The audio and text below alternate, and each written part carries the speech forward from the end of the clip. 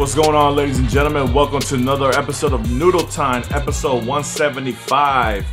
I am your host, Mark Segovia, alongside my co-host, Andrés. What's going on, Andrés? How's it going, sir? Well, still doing pretty good. Another bye week. Feels like an eternity, but got a Dynamo ahead of us. It's time to talk about it. Yeah, I wasn't here last week to talk about the road loss against Frisco, and obviously, another week off, international break this time. Nothing with any reschedulings or whatever, but it seems kind of odd. This MLS season's been kind of slow. Obviously, there's only been 4 games. We're a game behind because of the rescheduled game against New England, but it just seems like we're ready to go. Then break, ready to go, break. So I mean, it's kind of revving up and pausing. So it's like I can't really get into full fandom as I want to. But obviously this week, I mean, no games this past weekend. So obviously not too much to talk about as far as a recapping or anything like that. Obviously we have the game against Seattle coming up this Saturday at 7 at Shell, our 4th home game already out of the 5 games that we played already. So obviously looking to continue our winning ways at home. Obviously against a dangerous Seattle team that always causes us issues, regardless if we play them in Seattle or at home. They're always ready to go. One of the top echelon clubs of the league ever since its inception. Your thoughts on Seattle, Andres? I don't know if you have had any time to kind of, scout them or anything like that.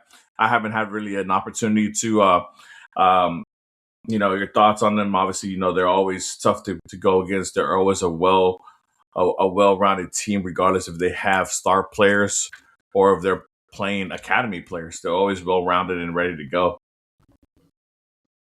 I always have something to say about the Seattle Sounders because I hate playing the Seattle Sounders for the main reason that you just said. They are not just like a well-maintained team. They always know how to play against the Houston Dynamo. The Dynamo only beat them twice since 2016. Yeah. That's 10 years. And it just goes to show not only their ability to just adapt to the conditions as the years go by, the seasons go by, but really tells you how much of a nuisance they are against us. And honestly, I hate playing against them for that reason, because it's gonna take a lot for us to get 3 points. Like, it's just disgusting that we've only managed to beat them twice in that span of time. And the last time we beat them was back in 2021. Yeah. And the last time we hosted Seattle, we got a red card and we lost. And we're coming into this game with a loss against Frisco, and Shevchenko suspended, Marcani suspended. I feel like it's gonna be like 4 red cards against Seattle. Honestly, that's more so of a joke, but the one thing I really wanted to emphasize is just the fact that Seattle just kind of knows what to do at this point. And they're coming in with, I wouldn't say an advantage, but I would like to say that we still haven't sorted out the backline situation, and all they have to do is just press and get on Houston's head. That's all they have to do. Yeah, I think Seattle has always had a strong mentality where they're not gonna break. They'll bend, right? But they're not gonna break, and that's regardless. Like I said, if they're a star-studded team or if they're a team full of academy call-ups and backup players, right? And I think their philosophy is basically, just make sure to hold down, hold it. I mean, obviously, ironically, no pun intended with us holding it down, right? But like, just do your job, play your position, and when we get the opportunity, we'll take full advantage of the opportunity. I mean, if you look at their roster, I mean, there's not really anything crazy as far as anybody who can light us up. I mean, obviously they have a couple of names like Jordan Morris, who, I mean, obviously, if you told me Jordan Morris 5 years ago, it'd be there, but that would be somebody who I'd be scared of. But I mean, he's an older player. Jesus Ferreira, who obviously we have a lot of who we know a lot about during his time with Dallas. Pau Ariola, a former USA men's national team player, and and Christian Rodon and the Rodon brothers, who obviously have a lot of experience as well in MLS and in international game playing as well. But like I said, they haven't really done anything as far as like a huge splash like they usually do when they have like a big name player come in to kind of lead, lead the be the point of the arrow as far as the offense goes. So with that being said, it's kind of tough to, especially this early on, to see what kind of Seattle Sounder team you're going to get, if they're going to be full fledged as far as like trying to go and attack the ball early on and try to score goals early, especially because obviously they're coming at a time in Houston where it's not too hot yet, so they can still free flow and play their game. Or if they're willing to sit back and wait for the Dynamo to make a mistake, whether if it's another red card for the 50th consecutive game or whatever, Right. and then attack us that way. But at the end of the day, like I said, Seattle, whether you're playing them at home or away, um, a very sturdy team, a very competent team, and obviously a team full of veterans who know how to win and know how to pull out points. Whether like I said, whether if it's a tie or a win. And at this point, like I said, yeah, it's early on in the season, but obviously Seattle is a Western Conference foe, and you always want to be able to collect those points against your Western Conference opponents, especially when you're playing at home as well. So it'll be interesting to see what happens. I'll obviously I'll be tuned into the game to see what's going on and all that good stuff. And obviously, you mentioned the two players out due to red cards and Shabachenko and Markarnic. Obviously, the bigger issue there would be Eric, because he has been a starter for us. But obviously, I'm sorry, not Halter. Uh, Carlos is back. Andrade is, obviously off to a phenomenal start, and the rookie Agustin Rech is getting way more minutes than I think he ever expected to get. And obviously he just recently signed a first team contract, and he looks to be on board to be with us for the rest of the remaining season as far as a first team player goes, and he's looked good during his time. Lucas Halter, any word on him? I can't remember if he's still out, or have you heard anything different, or is he available for us tomorrow versus Seattle? So I'm gonna ask tomorrow during the press conference from Ben Olsen, and I'm sure whatever information that either Herman Benitez or OSG get, because they're gonna be at training. If they're able to Yeah. go, that would be nice. But I'm sure Herman's gonna ask first. But yeah, I wouldn't say because last time that we asked, like last week or so, it still looked like it was up in the air. So Yeah. we'll see. I hope everything's fine. Yeah, for sure. Especially with the international break, you hope that he was able to take advantage of that time off and do all the rehabbing and all the massaging of whatever the injury was prior to help him get back on field. Because obviously, like I said, the defensive side of the ball were kind of thin. Especially with the center backs, especially with Eric having a red card and being out as well. So, it would be great to have Halter available. Maybe not, obviously, maybe not starting, but maybe just available in case we need him. Because obviously, like I said, Seattle's a very dangerous team. Although, they're 5 games in, they've only scored 5 goals up to this point. But at the end of the day, this team is very dangerous, and whenever they get the opportunity, they can go up there and score, and unfortunately, we've been on the bad receiving end, like you mentioned, like for the last decade of high scoring Seattle Sounder teams. So, hopefully that doesn't continue. Hopefully we can switch the trend around and maybe garner our third win in a decade off of these guys, especially at home, because that would be a big boost as far as, the standings go. Obviously, I didn't get a chance to talk about the FC Dallas game, but that was a very up and down, exciting game. But unfortunately, it didn't go our way, and because of that, we've fallen behind as far as the points goes. I think we're 9th or 10th on the table, if I'm not mistaken, in the Western Conference.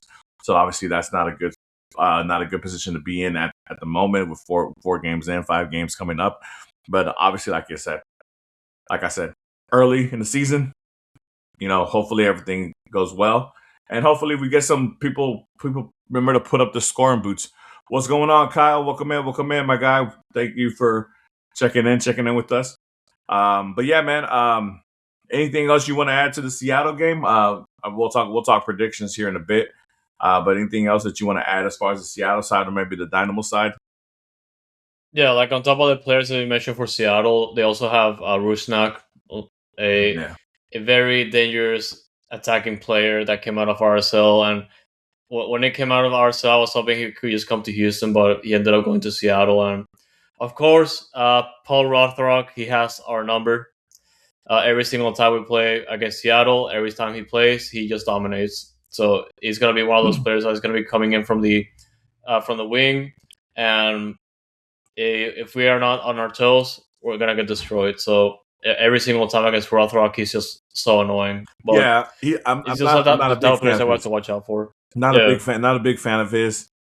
Honestly, something about the kid really grinds my gears. I guess I don't know what it is. Ever since he's played, I've seen him play whatever, especially against us, obviously, because it's really the main times that I really see him play.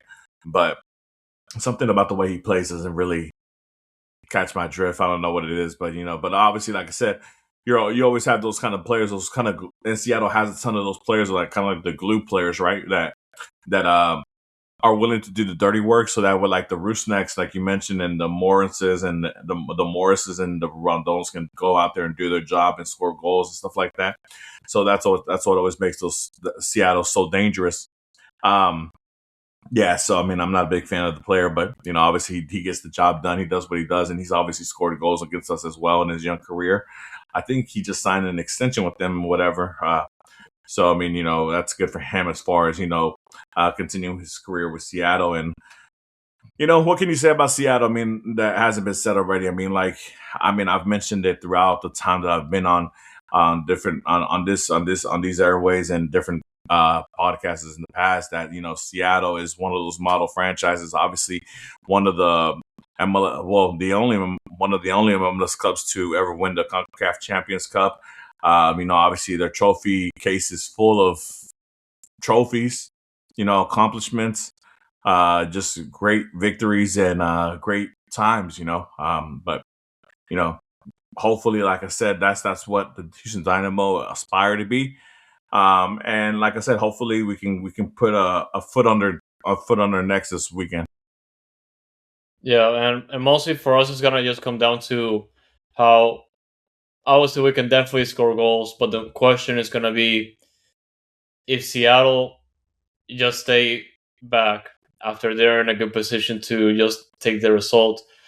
I feel like that's where Houston can struggle because Seattle, I feel like they're gonna come into this game knowing that Guillermo has to be triple teamed, quadruple teamed, and as long as him and you could say Lawrence Anali, and you don't have to even worry about Ponce, and maybe you can keep an eye on everybody else. I feel like it really comes down to, like I said previously, getting on Houston's head to mess up their game. And hey, maybe you get a red card.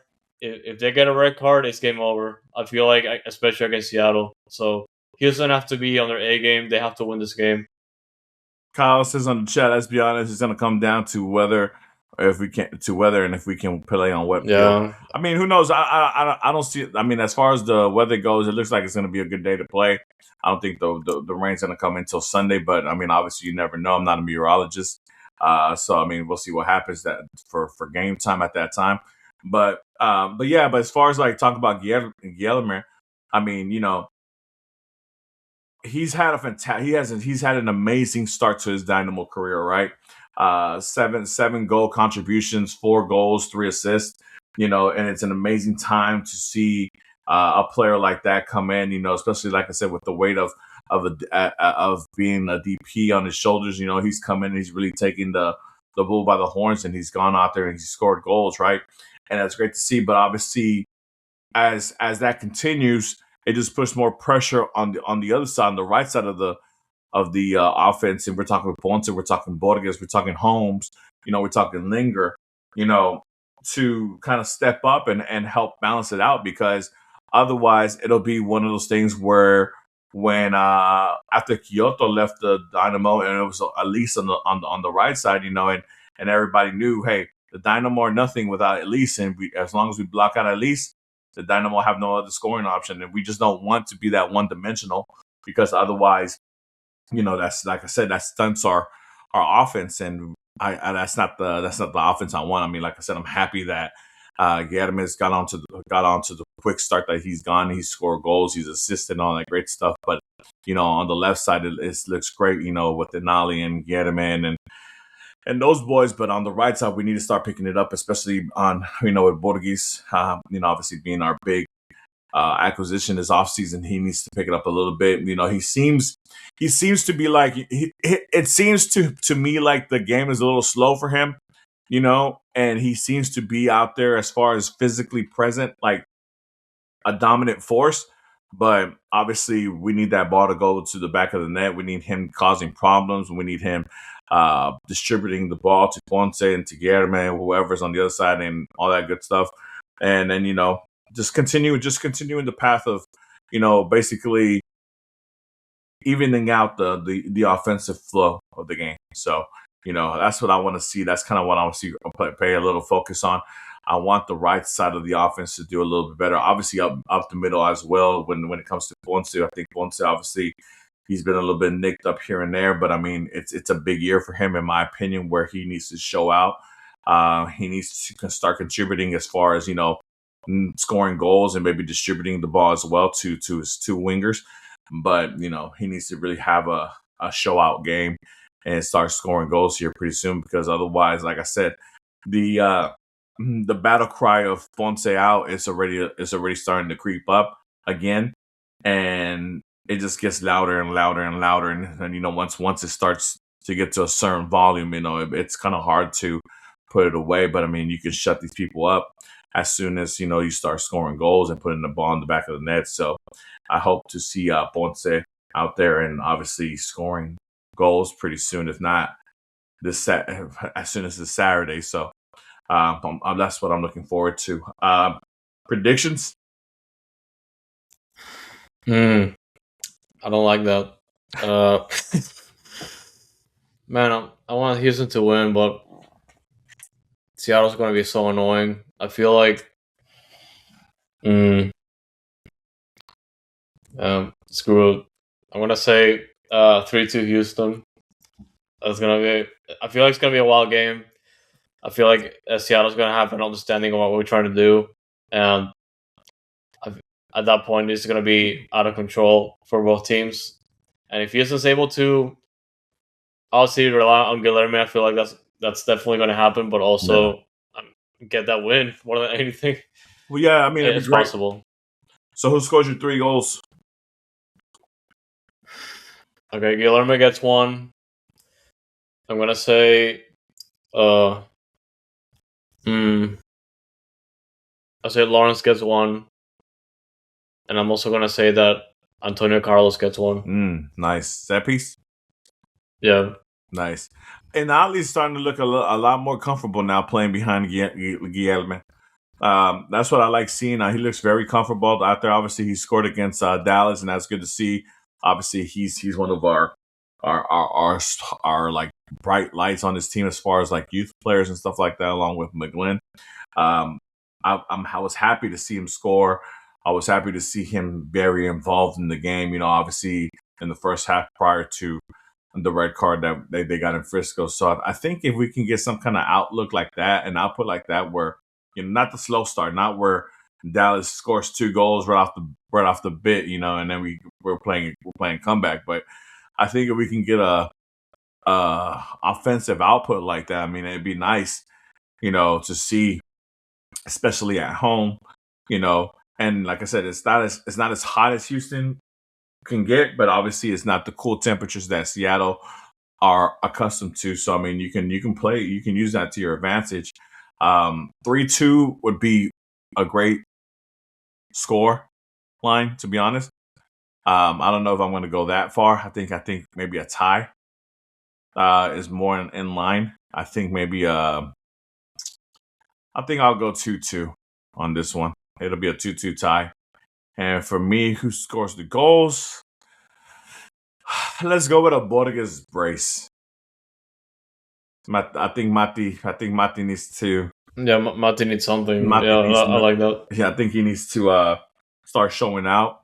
Needs to start showing that he's worth the money that he was brought in with.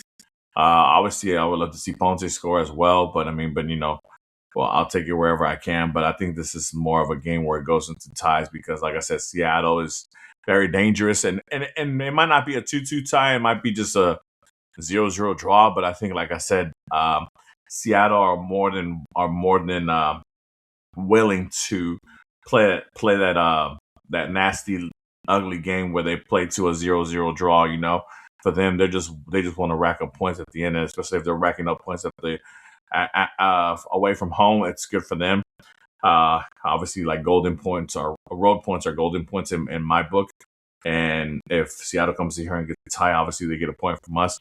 It's a good look for them. And like I said, I don't think that Shotty and those guys, the coaching staff for Seattle is never opposed to playing ugly game and just sitting back and whatever, just let the game come to them. And whether that means they get the opportunity to go and score a goal or not, as long as they're able to get the point, I think that's what they're really looking forward to. So, I think it'll be a tie. Hopefully, maybe it's a entertaining tie and not just a 0-0 to draw.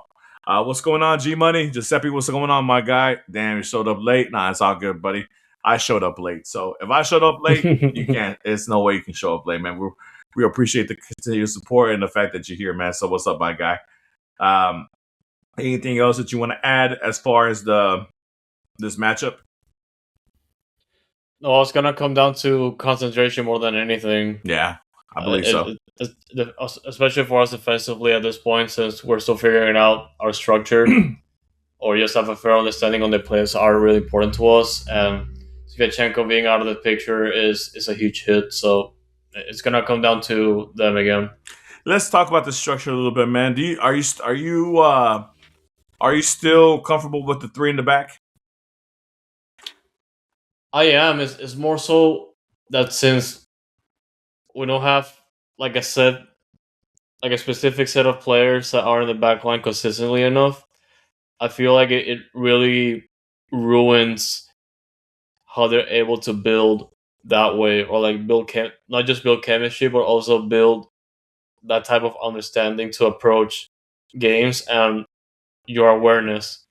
Because if you don't build those things, especially awareness where there where each teammate is at the moment and who to defend and who to mark, like it's really difficult to just have that to develop the type of understanding if you don't really stick together and grow over the course of the season. And granted, it's still early. We haven't played 5 games yet. Even we still got plenty of time. But at this rate, if we don't have all those players available and Ben Olsen just out there just developing that type of chemistry, I feel like it affects how they can play three in the back. So I think it's big.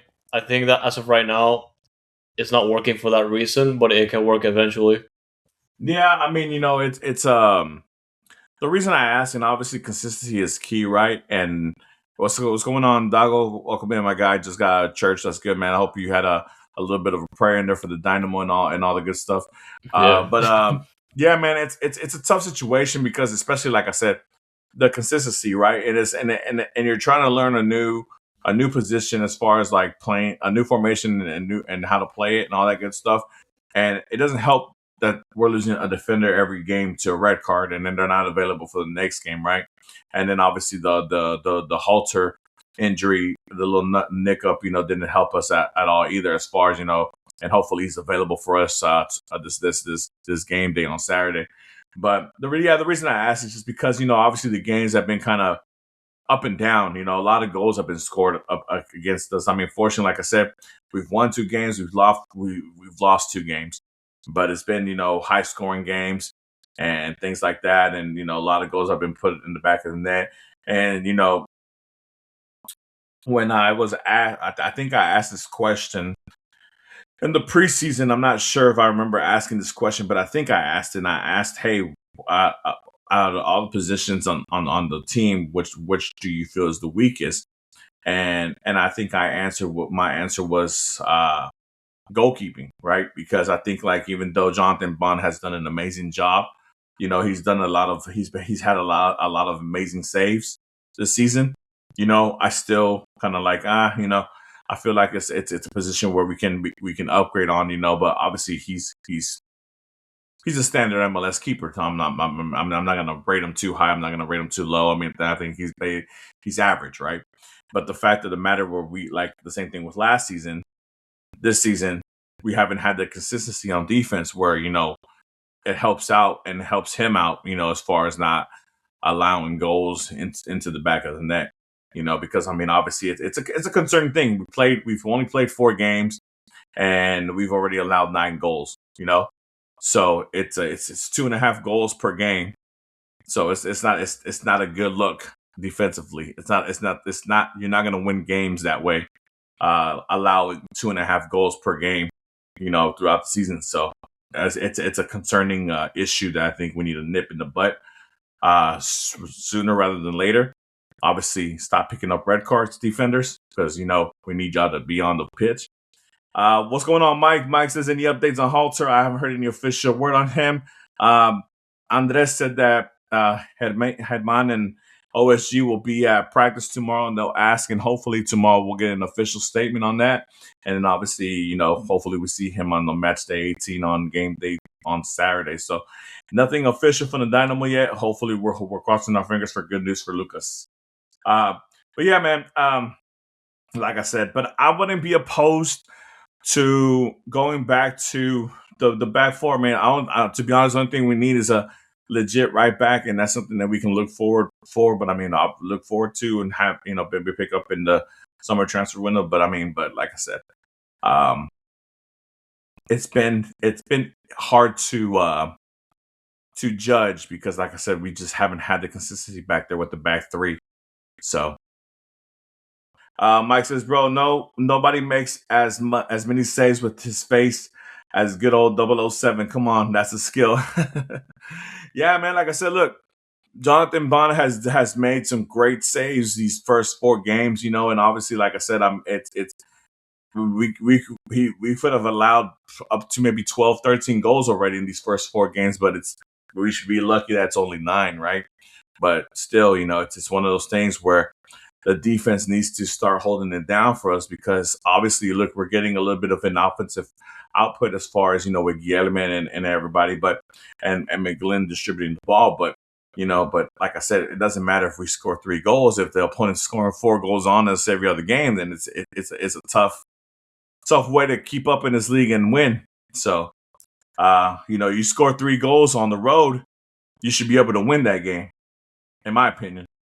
But we'll see. Hopefully, like I said, we have a better defensive output against Seattle.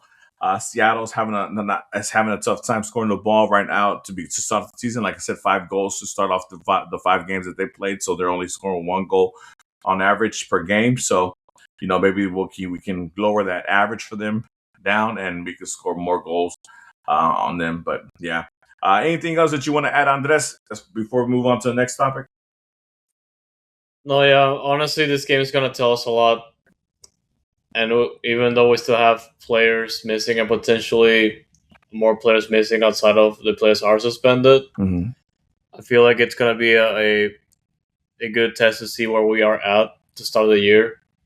And if we could get that win against Seattle, it's gonna be huge. So we need to get those 3 points immediately. Yeah, for sure. Like I said, I wasn't here for last week to talk about the away game, but the frustrating thing was just not. I mean, obviously, you don't never want to lose the Texas Derby, but but to get Yeah, to pull a win out on the road, especially against your one of your biggest rivals, and then to move up the ladder on the table is something that you want to consistently see on a consistent basis, right? Like I said, we've only played 4 games, and we're not where we want to be on the table. Like I said, I haven't had a chance to look, but I think we're 9th or 10th on the table in the Western Conference, and that's not where we want to be. That's where we lingered every. Those are the spots that we lingered out around every last season. and I don't want to repeat it last season. That's basically what I don't want. So I feel like the opportunities come for the Dynamo. They need to take advantage of them and make sure that they do everything they can to hold on to those points and stop getting red cards. Stop getting red Yep. cards, please, for heaven's sakes. No more red cards. Stop. Stop. But with that being said, obviously, the the MLS season is on its way. Um, we don't have any kind of breaks or any kind of significant break, from here on out until sometime in June, right before the World Cup starts and all that stuff. But you know, it's going to be a lot of great soccer coming up, and obviously, with that being said, today the announcement of who we will be facing in the United States Open Championship has been announced, and the U.S. Open Cup. I'm sorry, the U.S. Open Open Cup. go. Yeah. Yeah, sorry, I was thinking something else. The U.S. Open Cup has been announced. We are in the Carlos Bocanegra region of the Cup, and we will be facing at home on April 15th, if I'm not mistaken, El Paso Locomotive. And then the other side of the bracket will be Louisville FC hosting Austin FC, and that other side of the bracket to face the winner of us later on in the month. I believe the 20th or 29th to be determined. Yep. So I mean, U.S. Open Cup, the Dynamo are two-time winners of the Cup in 2018 and 22. Obviously, it's been a great cup for a great tournament for us the last couple of years. Last year wasn't necessarily on. Unfortunately, we lost to Austin FC, who ended up making a run to the final last year. But maybe, hopefully, we can pay them back, and maybe we can make a nice little cup run. As this will be our only cup competition this year. We did not qualify for the Leagues Cup as we didn't make the playoffs last year. So this is really the cup that we're looking forward to as far as, maybe lifting a title outside of MLS competition. So, your thoughts on the opponent, and what do you think? Do you think they're going to put a lot of emphasis on this cup, especially since we're not involved in Leagues Cup and obviously not in the CONCACAF Champions Cup either? So Yeah, they have to. You kind of said it. We're not in Leagues Cup this year, which is a first since the tournament was introduced. So just having the Open Cup and having the ability to have more players out or have more playing opportunities for your players on your roster, it's huge. And of course, starting the campaign against El Paso Locomotive is going to be a good opportunity to get everybody in from the bench some minutes. Like bring in some of those players because they need it. And man, Matthew Rana, man, this is the Matthew Rana game. Like it's impossible. You cannot have Matthew Rana not play this game because this was the game he has to play. Like no matter the context heading into it, but yeah, honestly, like this is a very few opportunities this year you're gonna have to get those type of minutes to the players you don't typically see on a weekly basis. So I hope he plays. I hope we get to see more academy players come in. We definitely talked a lot about those and how they're progressing in the last episode, and we'll get into that later on. But yeah, we got a lot of talent. We got a lot of upswing players that are really hungry to prove themselves, and this is the first step. And you kind of said already, if we win this game, we advance. We host the winner between Austin FC and Louisville City. So it's gonna be a good opportunity. I hope we make a deep run. This tournament is really important to me, and for a lot of soccer fans around the country. So it's something I'm gonna keep an eye on, especially as we get closer to kickoff. yeah, I was about to ask you. You kind of answered the question before I could ask you, but obviously, in the beginning stages of the cup run, we see a lot more of the younger players or those players who get called up. I mean, and I was going to ask you, like, if there's one or two players that you want to see get significant amount of minutes, in these cup games to not only, obviously keep them fresh, but to get a better understanding and chemistry as far as the first team under Ben Olsen instead of playing just for Dynamo Dos. I was checking the calendar because this is gonna be a midweek game that's gonna be on Wednesday, Mhm. the 13th, if I'm not mistaken, the 15th. Sorry, Yeah, the 15th. tax day. That's gonna be after the visit to Colorado Rapids and right before the trip to Orlando. So this is a critical two road games that if we don't rest our players, it's gonna be big bad, and of course the injuries that we have to consider Hmm. and suspensions. So hopefully no suspensions by then, but Well, the suspensions knock don't on count no, towards the U.S. Open Cup game, knock, so knock on wood. But just to take advantage of the fact that they're gonna have time to like rest, or yeah. they can just like play the starters in the Open Cup. Might as well since they're not gonna be playing. But yeah, it depends Yes, honestly. yeah. So there's three players that I'm looking at as far as like who I want to see have significant minutes in this game against El Paso, and hopefully we have a deep enough run in the cup where obviously they can continue playing and make a statement in these cup games.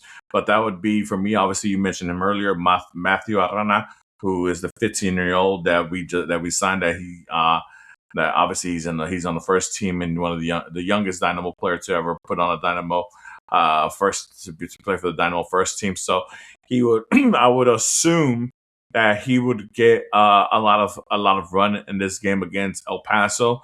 Another guy that I would love to see would be Agustin Rech, which is the Argentine uh, defender, the giant that we call him, 6'6" giant of an Argentine. Who obviously, like I said, got kind of thrown into the fire, and he has stood his ground. But I would like to see him play a much more of a full game. Starting from the get go. See how he goes up against that kind of competition and all that good stuff, and just get some more minutes underneath his belt, and to get more confidence playing out there with whoever it is who plays alongside him, whether it be an Antonio Carlos or a Halter or Eric or whoever it is out there. And then last and not least, Markinich, obviously he is the all-time leading goal scorer in a single season with 26 goals. So obviously him playing against an El Paso Locomotive is nothing that he hasn't seen prior in his career. So it would USL be Championship, yeah, so in it full would be nice context. to see him go out there, play a competitive game and have more than just a quick 10-minute stint to go out there and have make something do, and obviously go out there and produce for us in the Open Cup game. You always, I think, having these young players, especially in the history, especially in the two runs that we made in 18 and 22, you always have those young players come out, who step up. Obviously in 18, it was Mauro Manotas, being the Golden Boot winner in that tournament, scoring, I think it was like 6 or 7 goals in that tournament.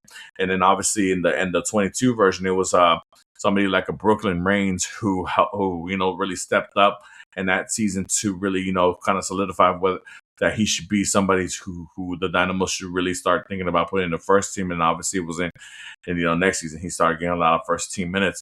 So obviously, I think it's those three. I think I'm putting my full focus on as far as like I want to see those guys not only start but have huge minutes, and hopefully they make an impact and then take advantage of the opportunity of this U.S. Open Cup, because you don't want to be one and done in this cup, especially when you have no other cup to look forward to.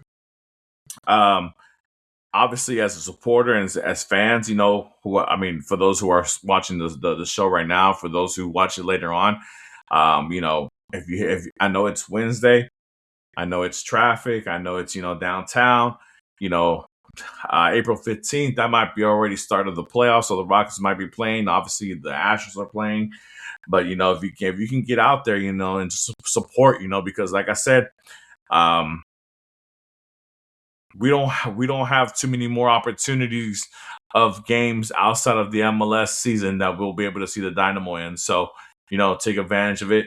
Go out there and support these guys, and obviously support the youth. And I think those guys would be so happy to see somewhat of a support group out there. On a Wednesday afternoon, Wednesday evening. So get your taxes done early, because obviously it's on tax days, April 15th. That's tax day. So, Yeah, don't let the excuse be that you still got to turn in your taxes. Uh, it's in the mail. yeah. So, but yeah, man. I don't know what else to say too much as far as the opponent. What do you think about as far as like Louisville FC and Louisville City and Austin being on the other side of the bracket? I just know that Louis.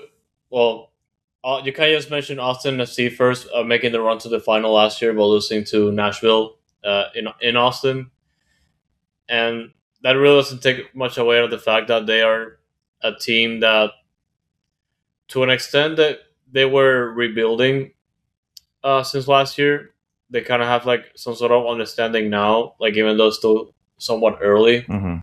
I haven't seen Louisville City or honestly USL Championship in a bit. Like I haven't really kept up with them to start the season because they also started the season uh, somewhat simultaneously with MLS. Yeah. But honestly, I feel like those USL Championship teams, particularly the ones that have been successful, like in between Pittsburgh, even Louisville City, I feel like, and even San Antonio, I feel like those teams they can make a huge run in the right circumstances, and if they get their A game against the MLS teams. Obviously, it's a little bit tricky whenever they're on the road. It kind of sucks for Louisville because they have to play if they manage to go through the next phase, they have to play two road games in the Open Cup. So, No, they host uh, a game against Austin. are they host against Austin? Yeah, they Okay, host never against mind. Austin. But That's pretty good, but if actually. they win, they would have to come down to Houston. Yeah, Well, yeah, yeah. if we win, they would have to come down to Houston. Yeah, yeah, yeah. No, but that's great. Honestly, they definitely get a fighting chance against Austin in Louisville. So, good luck to them. Yeah. And yeah, I look forward to playing them. And we gotta beat El Paso too. Yeah.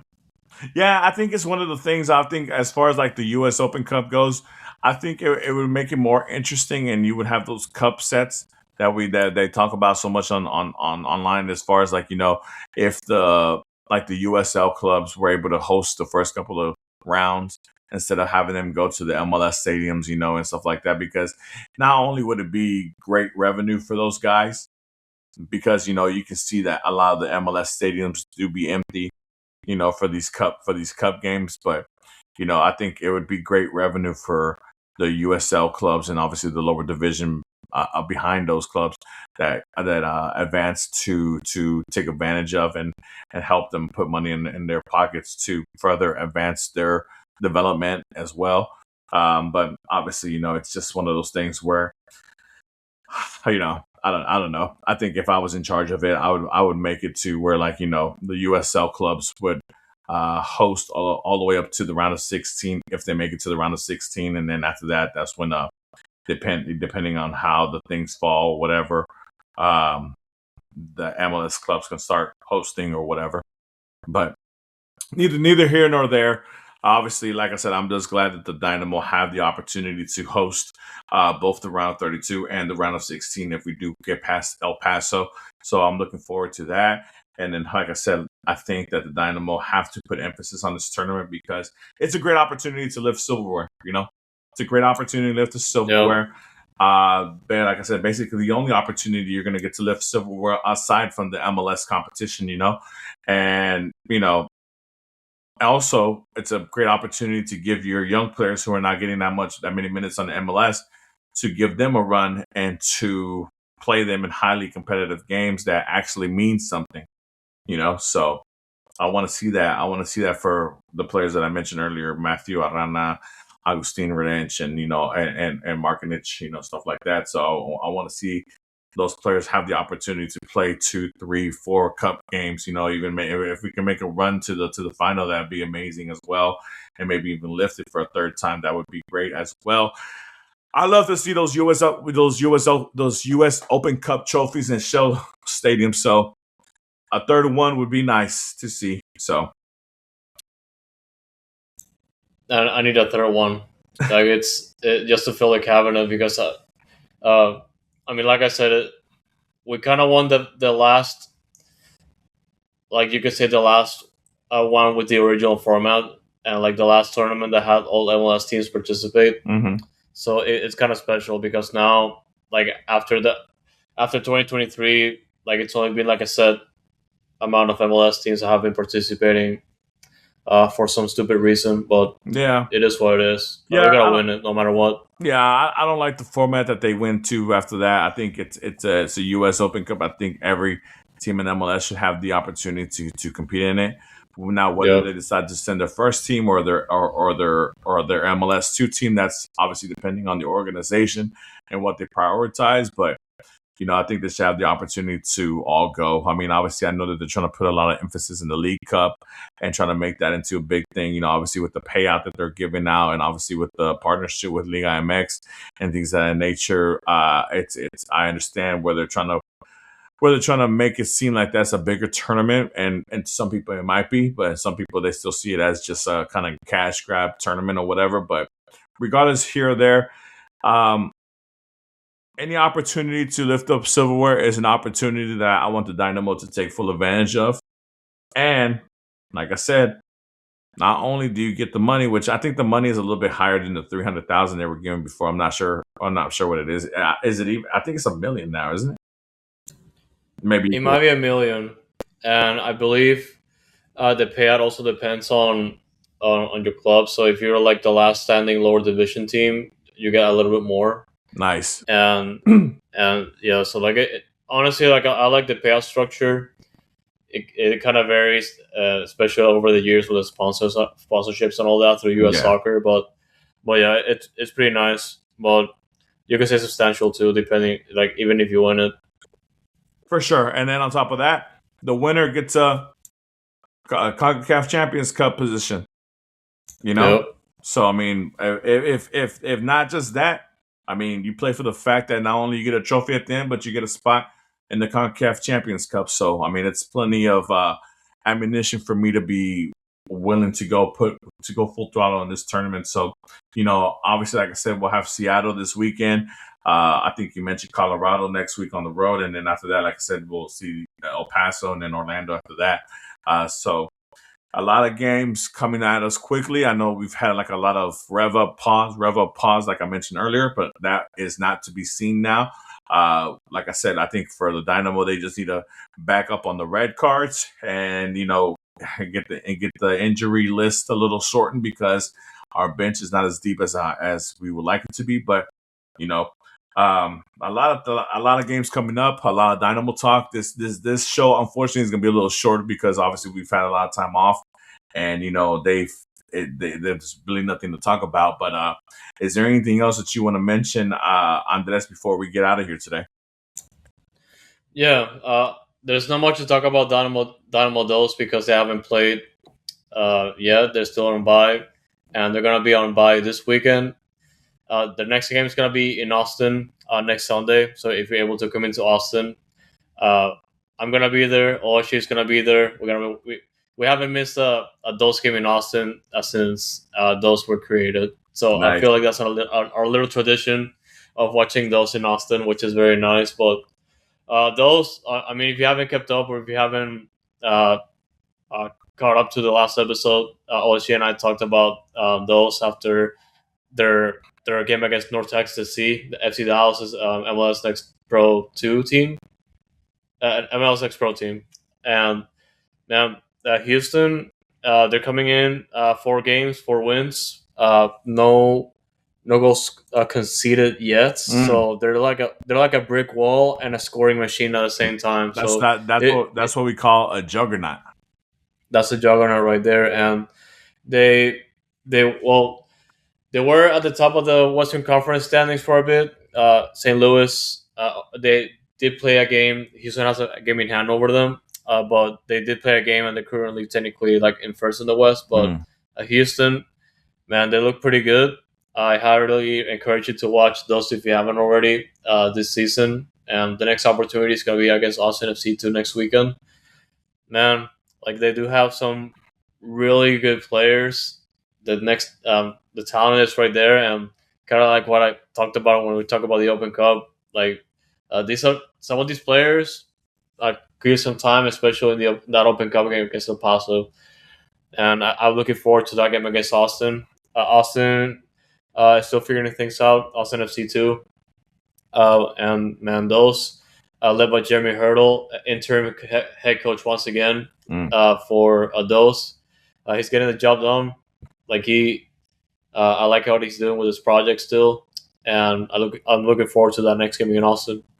Who's a player from Dynamo Dos that people should be looking out for as far as like a potential, or obviously maybe a potential call up for the U.S. Open Cup and maybe a future call up for a match day as far as a first team signing. Honestly, outside of Arana, since he already has a first team contract, Mm-hmm. uh, Thomas Weissner. So I was very impressed by him because he's coming out of a leg injury. If you don't if you guys can recall, he was signed last year as one of the injured players. Oh, he's the I Czech player, believe he right? He's had the a Czech.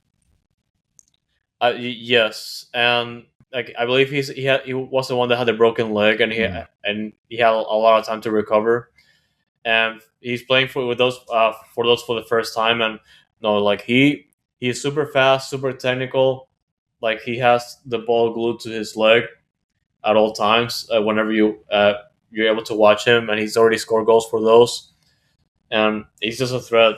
If I hope he keeps it up. I hope he keeps that momentum. I, I don't think we'll see him in the first team just yet because he still has to get some playing time after that injury. But if he keeps it up, I feel like probably later on the season he could have a shot. So I look forward to that. And we did have more Brazilians come in. Well, I have to address Matteo Di Morelli. He leads the team. He's leading the team in goals right now. Di Morelli, and he's gonna get a shot with the first team pretty soon. Now, if I have to pick a player that from those that deserve a shot for the Open Cup game, I feel like it's Di Morelli. He's gonna be one of those players. So I look forward to that. And Nice. the last one, man, our Brazilians are doing pretty good, bro. We have our own Vinicius, and our Vinicius scored. So watch out for that. Nice. We have a little South American pot down there, a little Brazilian FC in Dynamo Dos. So that's good. I'm glad to see obviously the future doing really well. Like I said, he's 4 games in, 4 games winning, no goals allowed. So that's amazing. It's a fantastic start actually.